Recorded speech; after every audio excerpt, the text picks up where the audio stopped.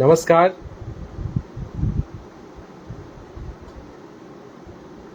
नमस्कार। I am hearable. मैं सुनाई दे रहा हूँ आप लोगों को?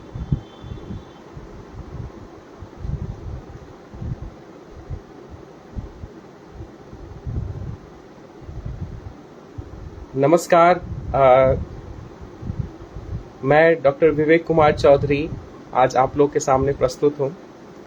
मैं एक पर्यावरण गतिविधि से जुड़ा हुआ सामान्य कार्यकर्ता हूँ जो लगभग 20 वर्षों से पर्यावरण क्षेत्र के विभिन्न आयामों में अपना योगदान दे रहा हूँ। और आज मुझे यह जिम्मेदारी दी गई है कि मैं अपने विचारों को आप लोगों के सामने प्रस्तुत करूं। और ये मेरा सौभाग्य है कि मैं आप लोगों के सामने आज उपस्थित हूं। मेरा आप लोगों को नमस्कार और आशा है कि आप लोग बीच बीच में हमसे अपने जिज्ञासा पूछते रहेंगे, सवाल पूछते रहेंगे और हम और ज़्यादा से ज़्यादा एक आम बातचीत करते रहें और चीज़ों को समझते रहेंगे।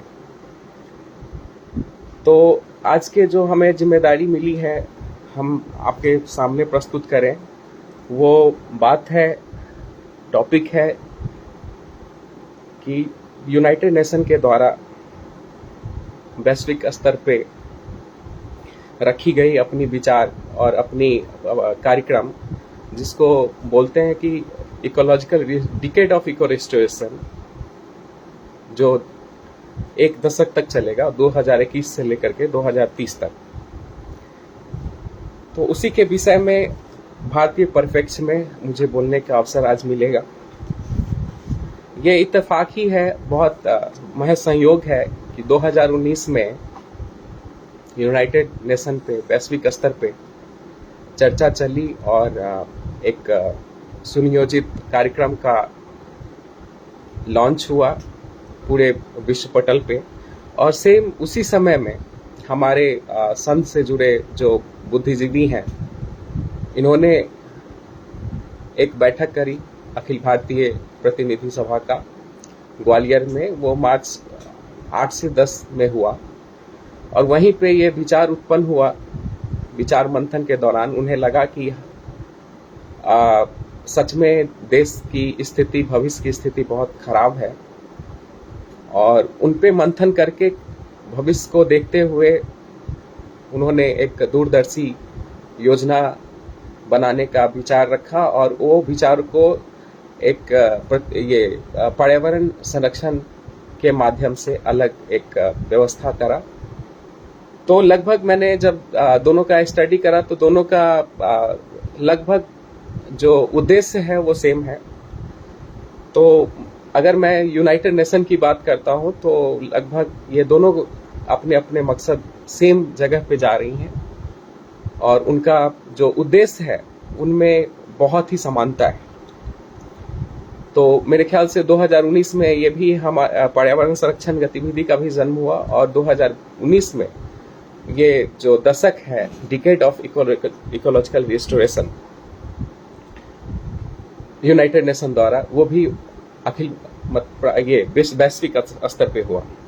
तो एक्चुअली क्या है, वास्तव में हमारे को क्यों इकोलॉजिकल रिस्टोरेशन की जरूरत आ पड़ी। तो सबसे पहले मैं बताऊं आपको कि इकोलॉजिकल रिस्टोरेशन होता क्या है। बहुत जगह शब्द चलता है, बहुत जगह बोलते हैं लोग प्लांटेशन कर रहे हैं, ग्रीन कर रहे हैं, हरा कर रहे हैं, पौधे लगा रहे हैं। तो जैसे हमारे देश में विविधता है, खान पान, रहन सहन, कपड़ा लता, बोल चाल, वैसे ही वनस्पति में भी बहुत ज्यादा विविधता होता है। और इन विविधताओं को ध्यान में रखते हुए अगर हम वैज्ञानिक दृष्टि से देखें तो हम बोलते हैं कि अलग अलग क्षेत्रों में अलग अलग मिट्टी है, बरसात है, बरसात की मात्रा है। तो वनस्पति या इकोसिस्टम जो पारिस्थितिक तंत्र होता है वो अलग अलग होता है। तो इसी को ध्यान में रखते हुए हम बोलते हैं कि अलग अलग इकोसिस्टम है। तो स्वाभाविक है कि अलग अलग उनकी जो पेड़ पौधे होते हैं वो अलग अलग होंगे, वनस्पतियां अलग अलग होंगी। तो उसी संदर्भ में अगर हम इंटरनेशनल एक डिफिनेशन देखें तो उसको बोलते हैं the process of repairing damage and degraded ecosystem, ठीक है, बाय ह्यूमन इंटरवेंशन। मानव द्वारा प्रयासरत होकर के अगर कोई हम इकोसिस्टम को बचा लेते हैं, उसको फिर से हम विकसित कर लेते हैं, जो अपने ऐतिहासिक जो उनके धरोहर होते हैं उनको हम फिर ऐतिहासिक जो जीवित धरोहर होते हैं उनको जब हम वापस कर लेते हैं तो उसको हम बोलते हैं कि इकोलॉजिकल रिस्टोरेशन। तो इसी संदर्भ में मुझे ये कहना था कि हम ये जो हमारे पर्यावरण है संरक्षण गतिविधि है, इसमें हम अगर एक बड़े लेवल से छोटे लेवल तक, गांव गांव, शहर शहर, कस्बा कस्बा कर रहे हैं, इसको वैज्ञानिक दृष्टि से अगर पूरे भारत में हम अच्छे तरीके से कर लेते हैं तो ये हमारे लिए एक अवसर है देश में देश को विकसित करने का। देश के जो समस्या है बहुत विकराल है, जो हम आजकल देख रहे हैं, कहीं पानी नहीं है, कहीं खाना का दिक्कत है, कहीं अकाल पड़ रहा है। दिल्ली जैसे शहर में पिछले जून जुलाई में बहुत ज़्यादा पानी आ गया, इस जून में बहुत गर्मी आ गया, फिर अभी बरसात है। तो हम अपने नेचुरल जो हमारे को प्राकृतिक संपदा मिला हुआ है उसको हम एक तो बहुत अच्छे तरीके से व्यवस्थित नहीं कर पा रहे हैं। दूसरा, जो हमारे हरित हैं, पौधे हैं, प्लास्टिक है, जो भी हमारे पर्यावरण की गतिविधि का एक फिलॉसफी है, उद्देश्य है, उसको अगर हम पूरा करते हैं तो हम कहीं ना कहीं ये जो इकोलॉजिकल रिस्टोरेशन है, डिकेड ऑफ इकोलॉजिकल रिस्टोरेशन, इसमें हम बहुत ज़्यादा योगदान करेंगे और हमारी देश मजबूत होगा, हमारे वनस्पति मजबूत होंगे, हमारे हरित जो प्रतिशत है देश का वो बहुत मजबूत होगा और कहीं ना कहीं हम वैश्विक स्तर पे भारत का प्रतिनिधित्व करेंगे। तो जैसा मैंने बोला कि ये जो बहुत कुछ आजकल चल रहा है, अपने हम तो कर ही रहे हैं प्रयास, और बहुत ज़्यादा वैश्विक स्तर पे, देश स्तर पे चल रहा है, जिसमें बहुत सारे आजकल सुनने को मिल रहा है। जैसे 15 सस्टेनेबल डेवलपमेंट गोल है, आजकल सर्कुलर इकोनॉमी की बात चल रही है, आजकल नेचुरल रिसोर्सेज मैनेजमेंट की बात चल रही है। तो हम जो हमारे ये अभी अवसर है और आपदा भी है। आपदा ये है कि हम हर एक दिन किसी दिन ऐसा नहीं देखते हैं न्यूज़पेपर, समाचार और किसी भी स्रोत सूचना के माध्यम से हम किसी भी दिन ऐसा नहीं जाता है जहां हम कहीं पे अप्रत्याशित घटना नहीं देखते हैं। कहीं पे बहुत ज़्यादा फ्लड हो रहा है, कहीं पे जब बहुत ज़्यादा तापमान का प्रॉब्लम है, कहीं पे बरसात नहीं हो रही है, कहीं पे खेती बाड़ी ठीक ढंग से नहीं हो रही है, कहीं पे पता चल रहा है पूरे के पूरे शहर सूखा पड़ा है। तो ये सबका सब जो हो रहा है, ये कहीं ना कहीं पिछले 50 साल से मैं कहूँगा, हम जो इंसान है, हम जो मानव हैं, उन्होंने इतने मतलब इतने हम ग्रीडी हो गए हैं, इतने मतलबी हो गए हैं इंसान, कि हमने पर्यावरण से बहुत ही छेड़छाड़ कर दिया है। जहाँ पे नहीं होना चाहिए डेवलपमेंट, वहाँ डेवलपमेंट गलती से हो गया है। जहाँ पे माइनिंग कम होना चाहिए था, माइनिंग बहुत हो गया है। तो अभी पूरे के पूरे देश में, पूरे के पूरे वैश्विक स्तर पे हमारा आधा से ज़्यादा जो हमारी भू जमीन है या जो हमारी प्राकृतिक क्षमता पानी है, वो या तो पॉल्यूटेड है या उसको डिग्रेडेड बोलते हैं, वो अपने प्रॉपर शेप में नहीं है। तो ये एक जन का काम नहीं है, और अगर हम सारे मिलके इसको ठीक समय रहते नहीं कर पाए तो हम हो सकता है हमारे को बहुत ज़्यादा विनाश देखने को मिले। हमारा जो सर्वाइवल है, जो हम सोच रहे हैं कि हमारे आने वाला पीढ़ी खुश रहेंगे, वो शायद ना रह पाए। तो इसलिए इस लिहाज से जो आने वाला 10 साल है वो हमारे लिए जो ये आपदा का जो दौर चल रहा है उसमें बहुत बढ़िया अवसर है कि हम सारे मिल के और उसको हम काम करें। और जितने भी संस्था हैं या लोग हैं, अलग अलग भाषा में बोलते हैं कि कोई बोलते हैं सस्टेनेबल डेवलपमेंट गोल अटेंड करना है, कोई बोलते हैं अपने जो नेचुरल रिसोर्सेज हैं उनको मैनेज करना है। कोई बोलते हैं सर्कुलर इकोनॉमी हम पालन करेंगे तो हम अपने जो नैसर्गिक जो हमारे को नेचुरल रिसोर्सेज मिले हुए हैं उनको हम बचा पाएंगे, उनको हम फ्यूचर के लिए छोड़ पाएंगे, उनका हम सही यूटिलाइज कर पाएंगे। तो ये सब सारी चीज़ों को आप अपने अपने नज़रिए से देखेंगे तो ठीक है, वो तो होगा ही, लेकिन उसके लिए जो आपको बेसिक चीज़ें करनी है, जो जैसे कि हमने हमारा जो पर्यावरण संरक्षण गतिविधि है उन्होंने भी अलग अलग आयाम बना रखा है और उनमें अलग अलग जो एक्सपर्टीज है वो काम कर रहे हैं। तो सबसे जो एक आम चीज़ है वो है आपको पारिस्थितिक जो इकोलॉजी है उसको दुरुस्त करना है। उसको दुरुस्त करना है, उसके लिए आपको हर आयाम पे काम करना पड़ेगा। पौधे भी लगाने पड़ेंगे आपको, जो सॉलिड वेस्ट है, प्लास्टिक है या अन्य गंदगी है, उनको आपको कम करना पड़ेगा, उनका निस्तारण करना पड़ेगा। पानी का है बहुत विकराल समस्या। समुद्र के किनारे बहुत सारे शहर हैं और प्यासे हैं, उनके पास पीने के लिए ढंग से पानी नहीं है। तो उनको हम पानी का जो स्रोत है उसको हम संरक्षित करेंगे और नए नए तरह से पानी की रख रखाव का व्यवस्था करेंगे तो हो सकता है कि कुछ सुधरे। तो जो मेरा एक्सपर्टीज है और जो हम करते हैं वो हमारा होता है कि इकोसिस्टम, तो जिसमें पानी भी है उसको भी छोटे लेवल पे करते हैं। और मेन जो है वो हम क्या करते हैं, जैसे दिल्ली जैसे शहर में आप देखेंगे तो हमने बायोडाइवर्सिटी पार्क बनाया हुआ है। तो प्रकृति में जो हरित पौधा है, हर आदमी बहुत अच्छे इंसान नहीं होते हैं, उसी तरह हर पौधे जो आप देख रहे हैं आसपास में या जो लग रहा है उसका जो इकोलॉजिकल सर्विसेज है वो अच्छा नहीं होता है।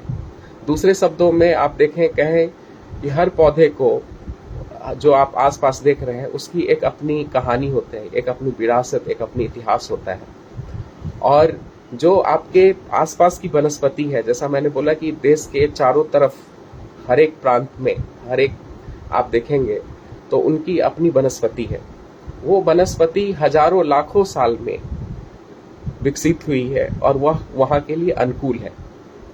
जाने अनजाने में हम क्या करते हैं कि बाहर से वनस्पति ला करके देश में प्लांट इंट्रोड्यूस कर देते हैं, ला करके लगा देते हैं और वो हमारे जो स्थानीय पौधा होता है, नेटिव पौधा होता है, उसके लिए वो दुश्मन बन जाता है और ना तो उसकी प्रजनन हो पाती है ना वो वहाँ से रिप्लेस हो जाता है।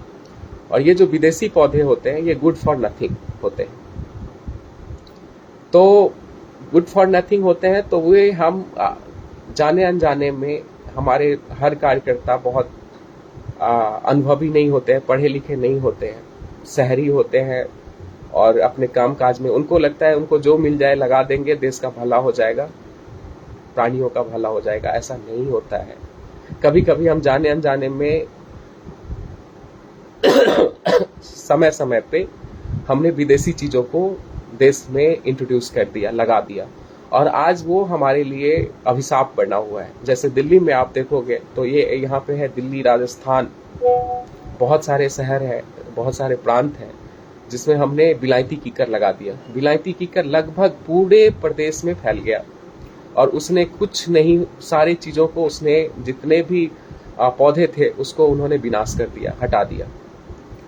अब इसके कारण हुआ क्या कि जो उस पे पलने वाले चिड़िया थे, बटरफ्लाई थे, इंसेक्ट थे, जानवर थे, वो सारे के सारे खत्म हो गए, विलुप्त हो गए।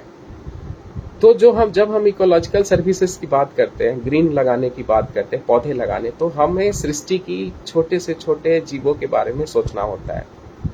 और छोटे छोटे जीव जो होते हैं वो बड़े मतलब स्पेसिफिक होते हैं। वो एक खास तरह के पौधे खाते हैं, खास तरह के पौधे पे प्रजनन करते हैं, खास तरह के पौधे पे वो अपना घोंसला बनाते हैं। अगर आप उसके बदले कोई दूसरा आवास, खाना पीना दे दोगे तो वो नहीं आएंगे। इसलिए हमें उन चीज़ों को समझना होता है और हम इस कहीं भी बहुत ज़्यादा रिजिड नहीं हो सकते हैं कि नहीं हमें एक ही चीज़ मैनुअल है जो हमें केरला में भी लगाना है और हमें झारखंड में भी लगाना है और उत्तराखंड में भी लगाना है।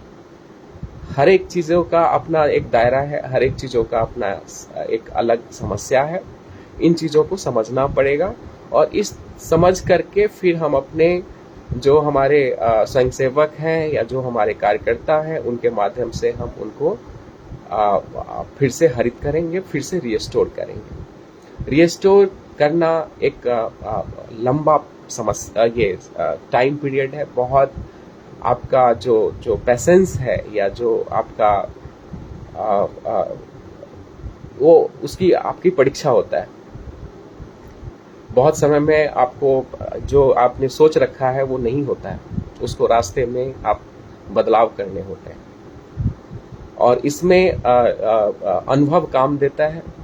आपका जो वैज्ञानिक पद्धति से आपने पढ़ा हुआ है या जो आपका लोकल अनुभव, कभी कभी आप देखोगे साइंटिस्ट नहीं होते हैं, लोकल होते हैं, बट उनको पता होता है कि कौन से पेड़ कब नर्सरी बनाया जाए, कब कौन से पेड़ में कैसे उनको प्रजनन होता है और कौन से पेड़ कहाँ से लाया जाता है। तो एक जो इंडिजिनस नॉलेज है, लोकल नॉलेज, उसको भी उनसे भी अगर हम पढ़े लिखे लोग सीखे तो हम अपने क्षेत्र में काफी भला कर सकते हैं। तो चैलेंजेस काफी है, जैसा मैंने बोला कि समय बहुत लगता है। इसके बाद नेचर और एक्सटेंडेड ऑफ डिग्रेडेशन, कभी इतने डिग्रेडेड हो गए, जैसे राजस्थान में तो आपको पता होगा, या बहुत सारे जगह पे एक मानव जनित हमने रेगिस्तान बना दिया है। आप माइनिंग सेक्टर देखोगे जहां पे मैंने अपने मैक्सिमम रिसर्च करा है, तो हजारों हेक्टेयर लैंड जो पहले 4 त्रिस्तरीय फॉरेस्ट था, आज वो एक शमशान भूमि की तरह है, चाहे वो कोल का हो, चाहे वो आयरन का हो, चाहे जो भी हो। तो ये एक हमारे लिए अपॉर्चुनिटी देता है कि हम फिर से उसको हरा भरा कर दें वैज्ञानिक पद्धति से।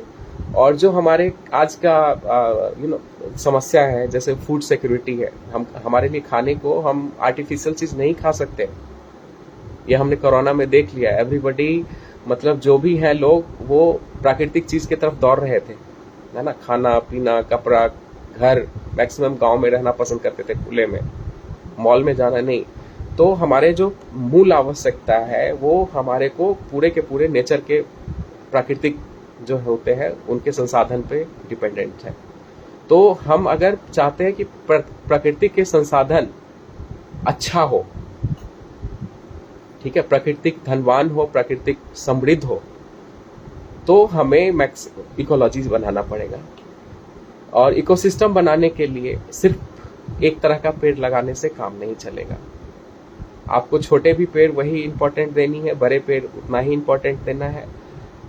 शर्त यही है, लोकल हो, नेटिव हो वहां का। हमारे लिए आप बहुत सारे कस्बे में जाएंगे, आप दिल्ली में मैं हूं तो यहाँ पे जितने लोगों से मैं मिलता हूँ वो बोलते हैं कि आप विवेक जी अपना बरगद लगाओ, पीपल लगाओ और नीम लगाओ। हमारी आस्था जुड़ी हुई है और आस्था जंगल बचाने के लिए जरूरी है, ये मैं जानता हूँ। पर अगर आप झारखंड जाओगे, आप छत्तीसगढ़ जाओगे, तो वहां पे देखोगे लोगों में महुआ से बहुत प्रेम। महुआ पे बच्चे जन्म लेते हैं, तब से लेकर के जब वो कोई इंसान मरता है तब तक किसी न किसी रूप में महुआ को पूजते हैं। तो उनके लिए महुआ प्यारा है, हमारे लिए ये प्यारा है। और वास्तव में ये होता है कि कोई हर पेड़ अपना अपना उनका एक इकोलॉजिकल सिग्निफिकेंस है और वो देते हैं। दूसरा मैं ये कहना चाहता हूँ कि जब हम प्लांटेशन करते हैं तो हमें चाहिए कि एक ना बायोडाइवर्सिटी हो। आप हमारे ही देख लो, जो ग्रुप है, कोई साइंस में अच्छे हैं, कोई मैनेजमेंट में अच्छे हैं, इनको बोलो 10 मिनट में वो 1000 लोगों, इतने व्यवहार कुशल है वो, ये 1000 लोगों को बुला लेते हैं वो और मैनेज कर लेते हैं। कोई मैनेजमेंट में बहुत अच्छे हैं, हॉस्पिटलिटी में। तो ऐसे ही प्लांट में भी होता है। प्लांट में भी एक समाज होता है, कोई नाइट्रोजन सिंथेसिस करता है, कोई स्ट्रेंथ देता है, कोई छोटे फल, कोई बड़े फल, कोई मार्च में फल देता है, कोई जून जुलाई अगस्त में फूल देता है। तो सारे के सारे, जैसे हमारे समाज में छोटे बड़े नाई इंजीनियर डॉक्टर सब चाहिए, वैसे ही हमारे को हम जो पौधे लगाते हैं उसमें एक समाज की जरूरत पड़ता है। उसमें घास का भी उतना ही योगदान है, उसमें जो झाड़ होता है उसका भी योगदान है, और उसमें जो बड़े पेड़ होते हैं उसका भी योगदान है। ये अगर आप सारे लगा देते हो तो वो बहुत मजबूत हो जाता है। उसको कोई भी बाहर का इन्वेसिव स्पेसीज जो बोलते हैं, सो कॉल्ड इन्वेसिव स्पेसीज या एक्सोटिक स्पेसीज, वो उसको परेशान नहीं कर पाता है, उसको उखाड़ नहीं पाता है, डिस्टर्ब नहीं कर पाता है, जो कि आजकल आम चीजें बन गई हैं देश में जंगल लगाने से उतना ही मुश्किल है जितना जंगल जो अभी है उसको बचाना। आपने गांव कस्बा वगैरह में देखा होगा कि एक्सोटिक स्पेसीज जैसे आपका गाजर घास है, लेंटाना है, ये जो भी नेशनल पार्क आप जाओगे उसको बर्बाद कर रखा है। तो मेरा ये कहना था कि बाहर की चीजों से बचे, और जो अंदर का जो हमारे देसी है, नेटिव स्पेसीज है, इंडिजिनस स्पेसीज है, उनको आप सही जगह पे लगाए, सही प्रांत में सही पौधे लगाए, और पूरे कम्युनिटी बना के लगाए, समाज बना के लगाए। वो अच्छा होगा, हर लिहाज से अच्छा होगा। उसकी प्रोडक्टिविटी अच्छा होगा, उसमें आपका जैव विविधता अच्छा होगा, जानवर चिड़िया कीट पतंग सारे के सारे आएंगे। और दूसरा, अगर आप कमर्शियल वैल्यू के नज़रिए से देखो तो आजकल जो क्लाइमेट चेंज है या कार्बन सिक्वेस्ट्रेशन है, वो ज़्यादा से ज़्यादा वो कर पाती है जंगल, क्योंकि उनका जो लीफ एरिया है, लीफ का जो सरफेस है पत्ते का, वो मैक्सिमम होता है, वहाँ फोटोसिंथेसिस मैक्सिमम होते हैं, इसलिए CO2 का सिक्वेस्ट्रेशन मैक्सिमम होता है।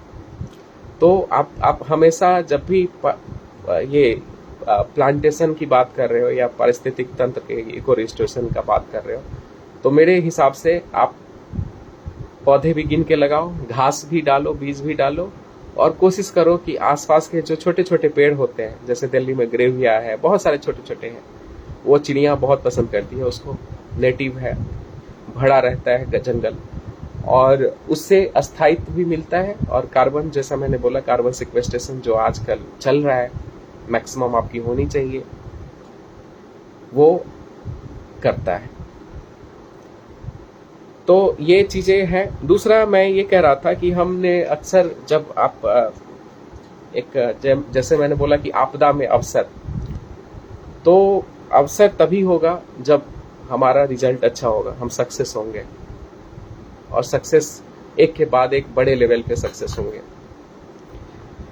तो इसमें हमने देखा कि कुछ चीजें जो है वो रहना बहुत जरूरी है और हमें करना बहुत जरूरी है। एक सक्सेसफुल ऑर्गेनाइजेशन में काम करने से और फिर उसको आगे बढ़ाने के लिए हमें अपने व्यवहार में तब्दीली लाना पड़ेगा। तो इसमें हमने 6-7 चीजें देखा जो एक फील्ड में काम करने पे आपको अनुभव होता है, जगह पे ग्राउंड जीरो पे काम करने पे। उसमें सबसे ज्यादा हमने देखा कि आप लोगों को सुनिए, एक्सपर्ट को सुनिए, क्योंकि ये ऐसा है पर्यावरण कि उम्र बीत जाते हैं छोटे छोटे काम करते करते एक काम में, और फिर वो अगर अपना शेयर नहीं करते हैं अनुभव तो उनके साथ चला जाता है। तो आप सुनिए लोगों को, खास करके अगर आप आदिवासी इलाके में जाते हैं, गाँव में जाते हैं, तो उनके जो इंडिजिनस नॉलेज है जो पीढ़ी से चली आ रही है वो बहुत बढ़िया होता है। उसको आप सुनिए और आगे उसको आगे अपने प्रैक्टिस में लाइए। इसके बाद आपको हो सकता है आप के मत में अंतर हो पर मकसद में अंतर नहीं है, तो उनको भी आप हेल्प करिए, क्योंकि कहीं ना कहीं अगर वो आस पड़ोस में काम कर रहे हैं तो हो सकता है ये वैश्विक स्तर पे फायदा हो जाए, देश को फायदा हो रहा है। तो इम्पावर ऑफ जो बोलते हैं ना ग्लोबल मूवमेंट, तो जितने तरह के जो पर्यावरण से संबंधित मूवमेंट है उनको कहीं ना कहीं हम बैकअप करें, हम काम करते हुए, तो ये बहुत अच्छा होगा। तीसरा इंपॉर्टेंट चीज देखा है हमने कि सिर्फ पेड़ पौधा लगा देने से तो होता ही है कल्याण, बहुत वेलबींग होता है, लेकिन हमें व्यवहार अपना भी बदलना पड़ेगा। हमने बहुत व्यवहार बदला है, अब हम सब अनुभव कर रहे हैं कोरोना काल में, है ना। तो खान पान, रहन सहन, बातचीत, है ना, एटीट्यूड, बिहेवियर सब चेंज करना पड़ेगा, और वो हमें पर्यावरण फ्रेंडली बनाना पड़ेगा, इको फ्रेंडली बनाना पड़ेगा, ठीक है। हम जो खाते हैं, हम जो पहनते हैं, हम किस में खाते हैं, हमारा जो सब्जी लाने या जो कैरियर हम यूज करते हैं, प्लास्टिक, है ना, कितना हम कागज का यूज करते हैं, और कागज में भी हम सही यूज करते हैं कि नहीं करते हैं। खाना हम कितना फेंकते हैं, खाना में हम कितने कार्बन लोड वाला खाना खाते हैं। तो ये सब चीजें अगर आप अपने लेवल पे सोचेंगे, एक एक आदमी सोचेगा, जनता सोचेगा, अपने जनरेशन को बताएगा स्कूल में, कॉलेज में, तो हो सकता है कि हम छोटे छोटे कंट्रीब्यूट होकर के बड़े एक रिजल्ट दे दे। तो जो हम ये सोच रहे हैं कि हम देश में बहुत बड़ा काम करेंगे, ये हो सकता है हम इससे हम कर लेंगे अपने व्यवहार से करके।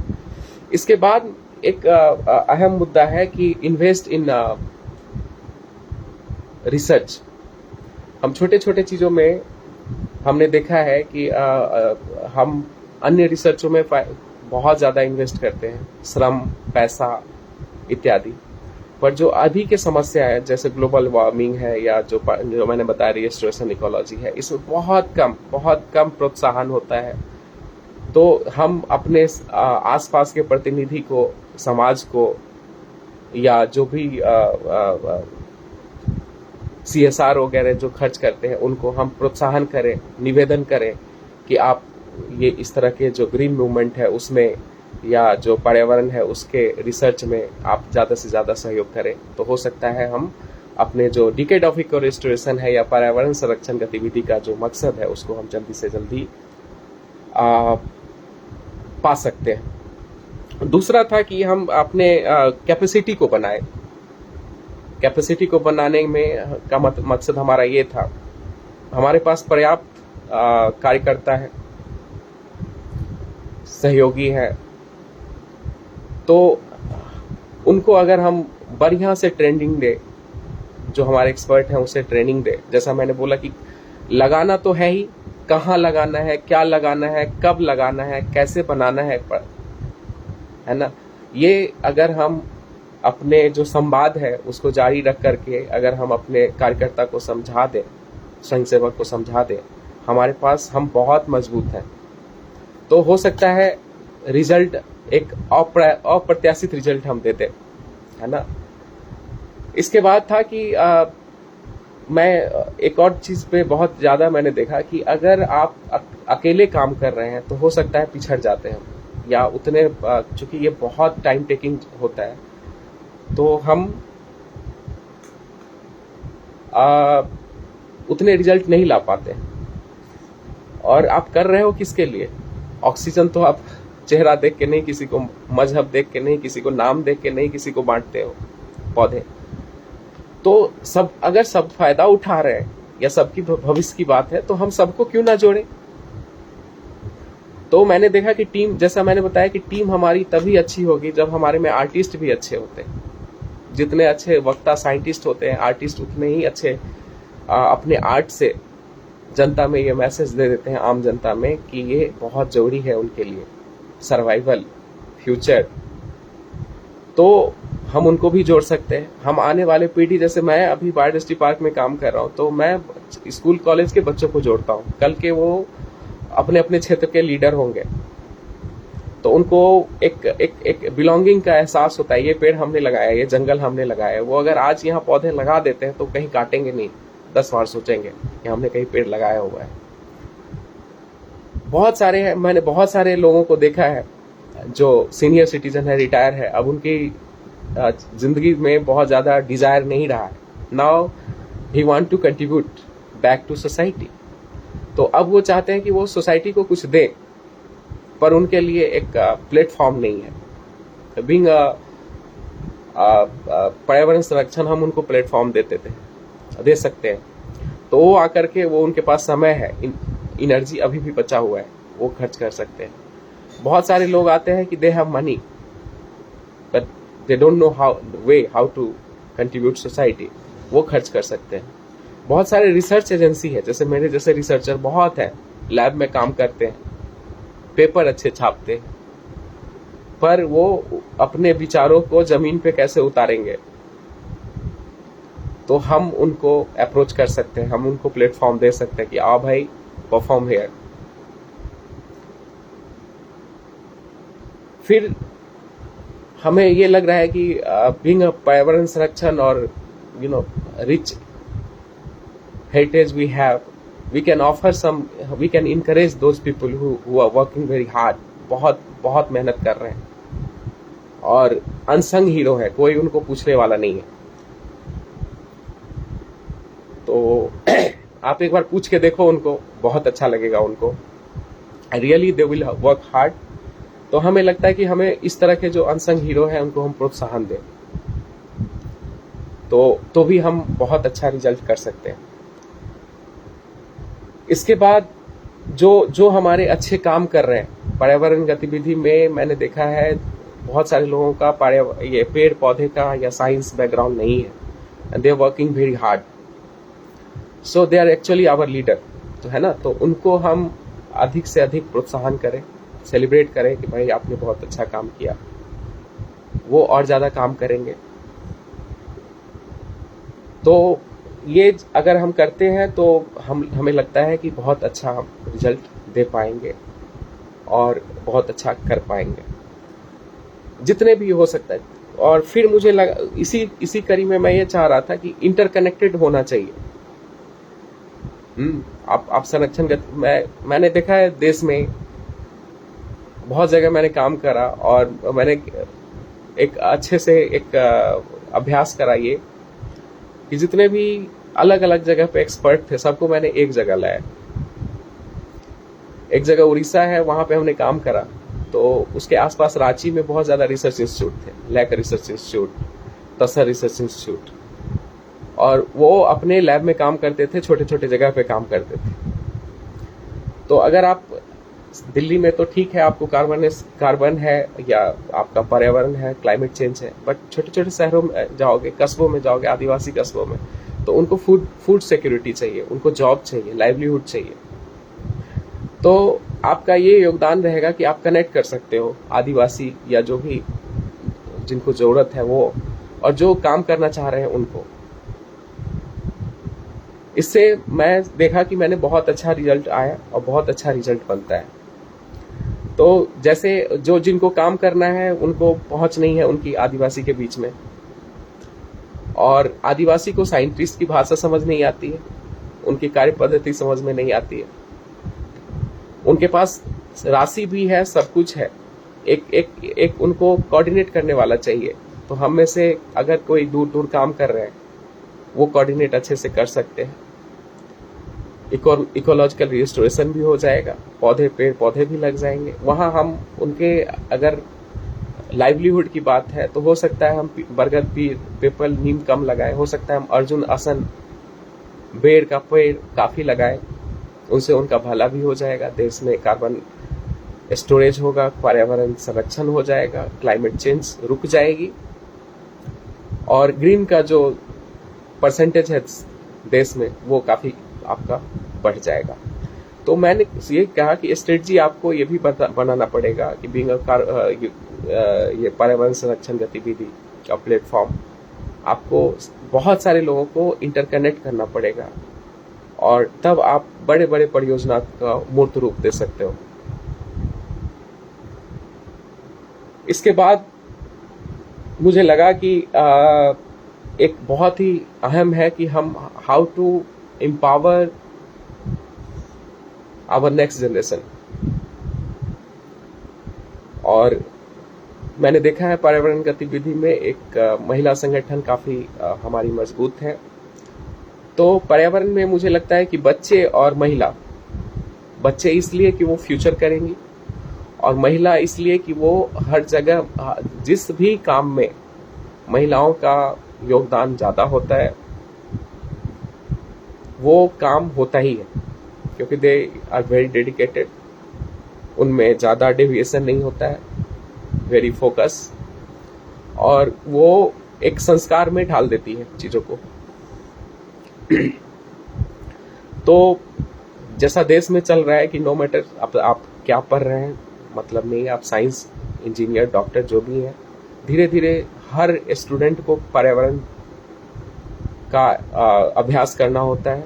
लोग आते हैं, सीखते हैं, और चूंकि उनके जीवन से जुड़ा हुआ है तो उसमें से 50-60% तो अपने मन से आते हैं, और 40% को चूंकि कोर्स है उनको उसमें मैंडेटरी है, करना है, तो आते हैं। तो कहीं ना कहीं हमें लगता है कि एज ए पर्यावरण गतिविधि और सामाजिक संस्था और group of like minded people, we also have responsibility to teach them next generation maximum. अपना हम कर रहे हैं और अच्छा से हमें करना है।